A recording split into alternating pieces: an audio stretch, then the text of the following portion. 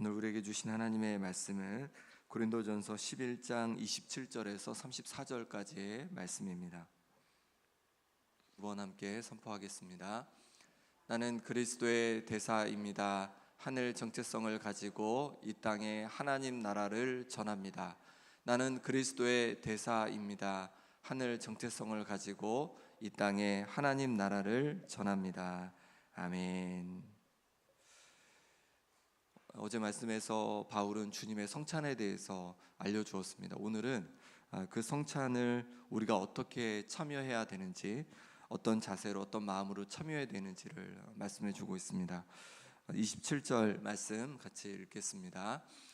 그러므로 누구든지 주의 떡이나 잔을 합당하지 않게 먹고 마시는 자는 주의 몸과 피에 대하여 죄를 짓는 것이니라. 아멘. 주님의 떡이나 잔을 마실 때에 합당하지 않게 먹고 마시는 자는 주의 몸과 피에 대하여 죄를 짓는 것이다, 이렇게 말씀하고 있습니다. 그럼 어떤 것이 주님의 떡이나 잔을 합당하지 않게 먹고 마시는 걸까요? 어떤 모습이 합당하지 않게 성찬을 참여하는 모습입니까? 어제 살펴본 그대로죠. 고린도 교회 성도들은요, 기다리지 않고 자신들이 가져온 것을 먼저 먹었습니다. 그래서 부한 자들, 시간이 있는 자들이 먼저 모여가지고 먼저 자기들이 먼저 성찬을 먹는 거예요. 배부르게 먹는 거예요. 취하도록 먹는 겁니다. 그리고 나서 이제 가난하고 그리고 시간이 없는 이제 가난한 이들, 또 노예들이 옵니다. 근데 그들은요, 먹을 것이 없는 거예요. 그러니 그것으로 말미암아서 이 가난하고 또 궁핍한 이들은 그것으로 말미암아 부끄러움을 당하게 된 것이죠. 이것이 합당하지 않게 주의 떡과 잔을 마시는 모습이었습니다. 성찬은 어떤 의미가 있냐면 주님과 우리가 하나 되는 의미가 있는 거죠. 예수님의 그 보혈로 말미암아 우리가 죄를 용서받고 주님과 우리가 하나 되는 의미가 있습니다. 또한 함께 성찬을 나누는 성도들이 하나가 되는 것을 말하는 거죠. 그렇게 주님과 하나 되고 또 성도들과 하나 되는 그것을 기억하는 그 자리에서 이들은요, 부유한 자들은 궁핍한 자들, 연약한 이들을 기다리지 않고 그들을 부끄럽게 했던 것이죠. 자기들만 먹고 취했던 것이죠. 우리는 어떻습니까? 우리는 주의 떡과 잔을 합당하게 먹고 마시는 우리가 될 수 있기를 바랍니다. 그러기 위해서는 무엇이 필요할까요? 그 성찬의 의미를 기억해서 우리가 하나됨을 추구해 나가는 것이 중요한 것이죠. 주님과 내가 하나인 것을 기억하는 것이죠. 주님과 내가 하나라는 것은 어떤 뜻입니까? 주님께 내가 맞춰가는 거죠. 그래서 주님께서 기뻐하시는 말과 행동으로 내가 살아가고자 힘쓰는 것이죠. 또 성도들과 하나인 것을 기억하는 거죠. 성도들과 하나이니까 내가 그들을 더 배려하고 더 아끼고 사랑하고 그렇게 하나됨을 추구하는 것이 성찬을 참여하는 우리 성도의 마땅한 모습인 줄 믿습니다. 우리가 매달 성찬을 합니다. 그 성찬을 하면서 다시 기억하는 거죠. 주님과 내가 하나지. 또 함께 성찬을 나누는 성도들과 내가 하나지. 이것을 기억하면서 성찬에 참여하는 우리가 될 수 있기를 바랍니다. 28절 29절 말씀 같이 읽겠습니다. 사람이 자기를 살피고 그 후에야 이 떡을 먹고 이 잔을 마실지니 주의 몸을 분별하지 못하고 먹고 마시는 자는 자기의 죄를 먹고 마시는 것이니라. 아멘. 사람이 자기를 살핀 후에 자기를 살피고 떡과 잔을 먹으라고 그렇게 말씀해주고 있습니다. 그렇지 않으면 주님의 분별하지 못하고 주님의 몸과 잔을 마시는 자는 죄를 짓는 거다, 이렇게 말씀해주고 있는 것입니다. 그러니 우리는 성찬에 앞서 우리 자신을 살피는 것이 필요하다는 거죠. 살핀다는 것은 시험하다, 검증하다, 이런 뜻이 있습니다. 그러니까 내 자신을 검증해 보는 거, 내 자신을 돌아보는 거죠.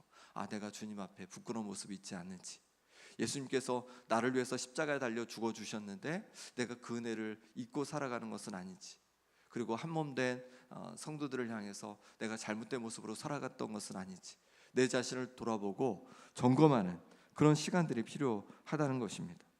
그럴 때 우리가 주의 떡과 잔을 합당하게 먹고 마시는 모습일 수 있다는 것이죠.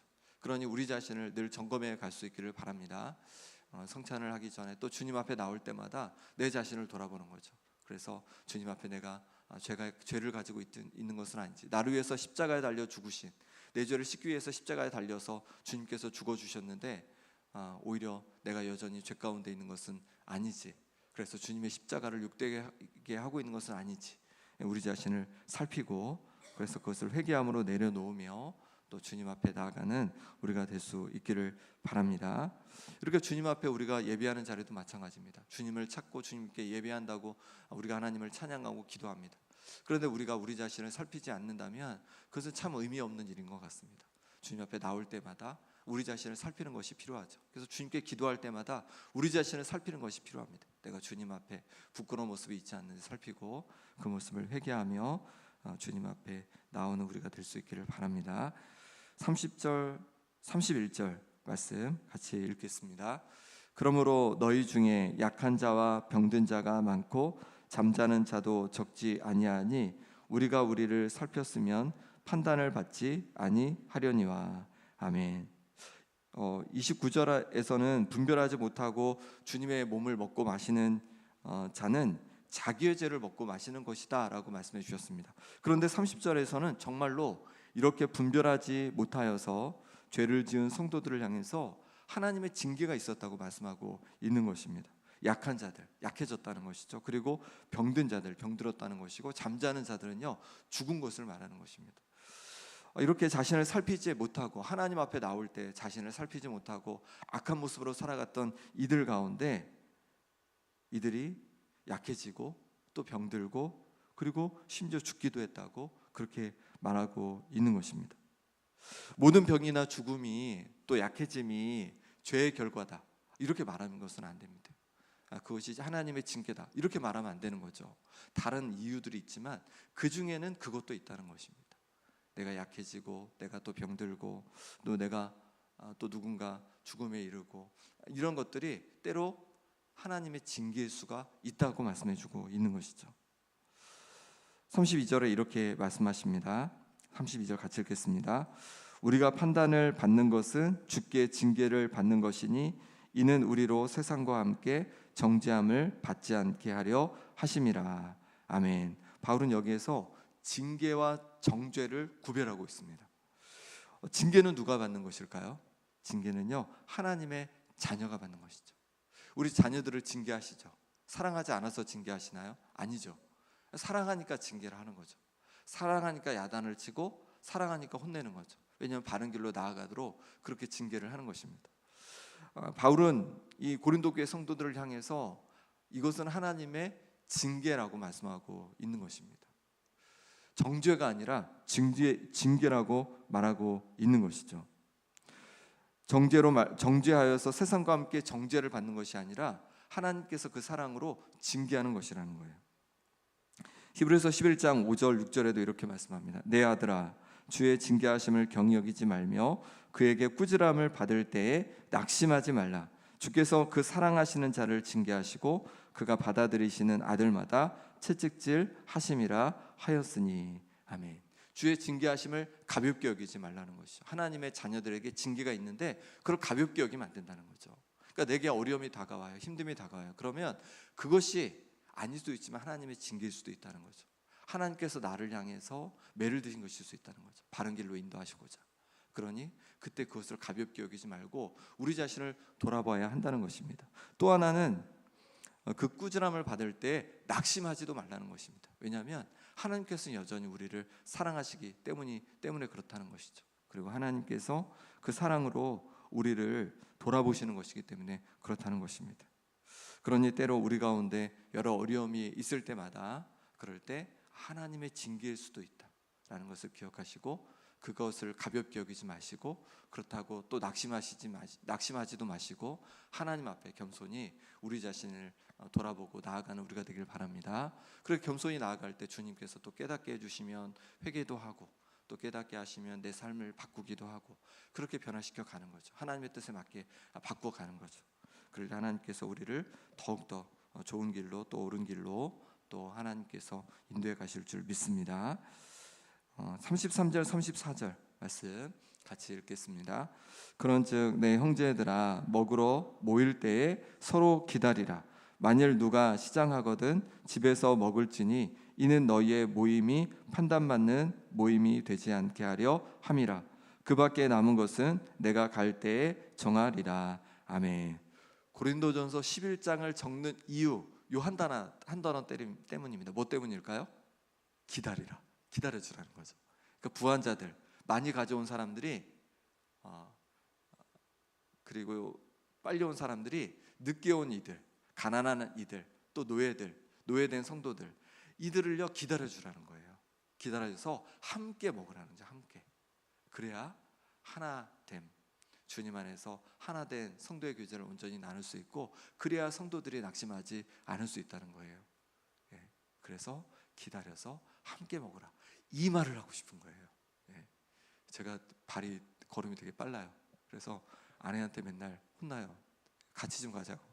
근데 어릴 때부터 빨랐어 가지고 저도 이게 쉽지가 않은 것 같아요.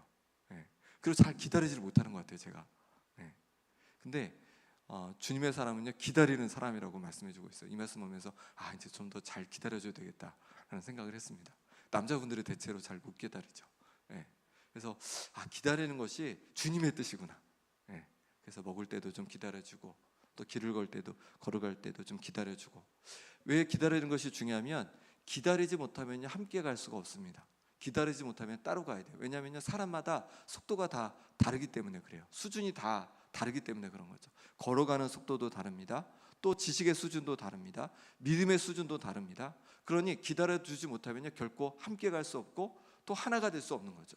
교회에서도 마찬가지죠. 교회에서도 믿음의 수준들이 다 다르잖아요. 그런데 믿음이 연약하다고 부족하다고 내가 기다려주지 못하면요 함께 갈 수가 없는 거예요. 결국은 하나가 될 수 없고 따로 갈 수밖에 없는 것입니다. 그러니 교회에서도 믿음이 연약한 이들을 많이 좀 기다려주시면 좋겠습니다. 그리고 그들을 기다려주고 권면해주고 도와주고, 그럴 때 함께 하나가 되어서 함께 갈 수가 있는 것이죠. 가정에서도 마찬가지고 일터에서도 마찬가지입니다. 동료와 속도가 다를 수가 있잖아요. 기다려주는 거죠. 그리고 도와주는 거죠. 그렇게 할 때 함께 갈 수가 있는 것이죠. 그렇게 기다려줌으로 말미암아서 하나됨을 경험하는 우리가 될 수 있기를 바랍니다. 오늘 말씀은 기다리라는 말씀입니다. 기다림으로 말미암아서 하나님 앞에 기쁨이 되고 하나님 앞에 영광되는 그런 하나된 아름다운 공동체를 이루어가는 우리가 될 수 있기를 바랍니다. 함께 이 시간 기도하겠습니다.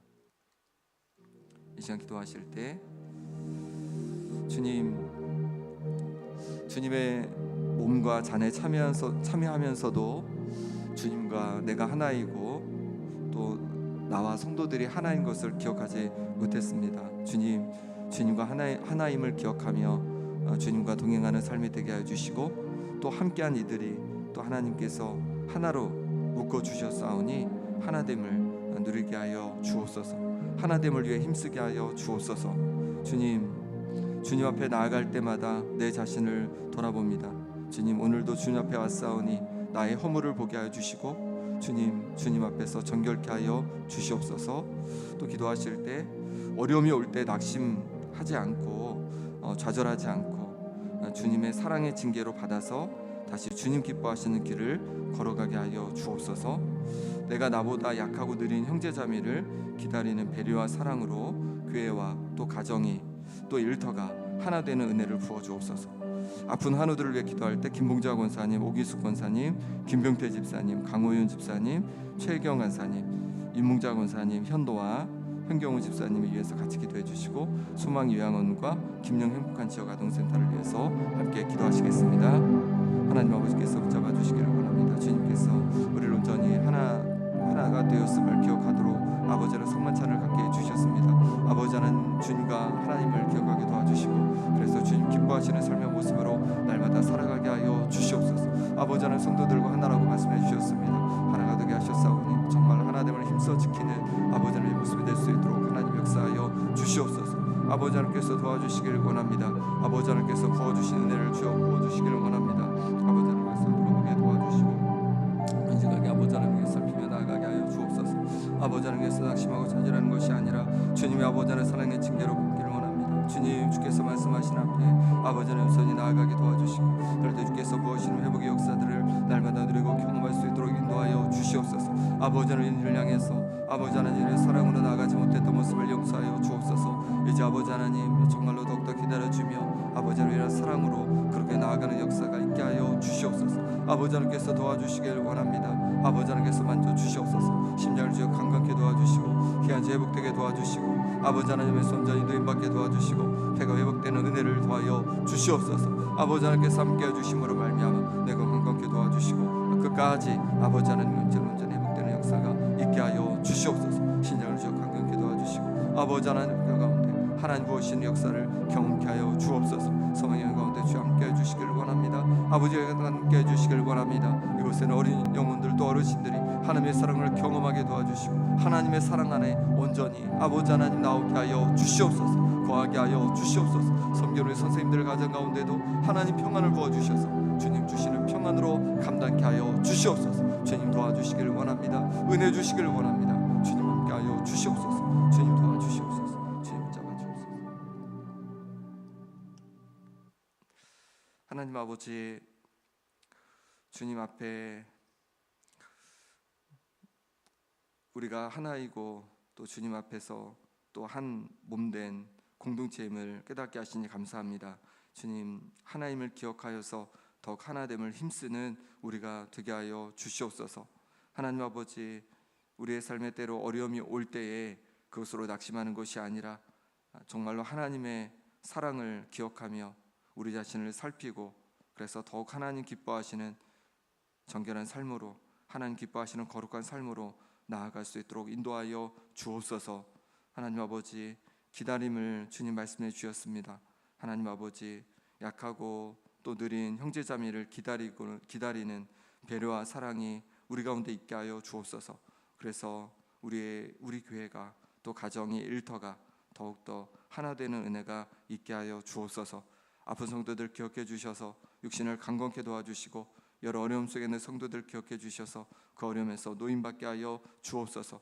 요양원과 또 아동센터 가운데 은혜 주셔서 아버지 하나님 어르신들이 또 어린 영혼들이 이곳을 통해 하나님의 사랑을 경험하게 도와주시고 또한 섬기는 선생님들 가정에도 하나님의 평안이 임하게 하여 주옵소서. 하나님 아버지, 이 시간 귀한 예물 올려드립니다. 이 세상 천지 만물이 하나님 아버지의 주권 아래 있사오니 아버지 하나님 이 나라 이 민족을 긍휼히 여겨 주시어 오늘 치러지는 선거가 또 미래의 주춧돌이 되도록 도와주시도록 기도합니다. 하나님 아버지, 이 가정의 기도를 들으시고 또 우리의 기도를 들어주셔서 또 오늘 선거를 통하여서 하나님 기뻐하시는 귀한 자들이 아버지 세워지게 도와주시고 또 이 나라 이 민족이 또 이 지역이 정말로 주님 부어주시는 복을 드리고 또 주님 앞에 거룩하고 정결한 땅이 되어가도록 역사하여 주옵소서. 예수 그리스도 이름으로 기도합나이다. 아멘.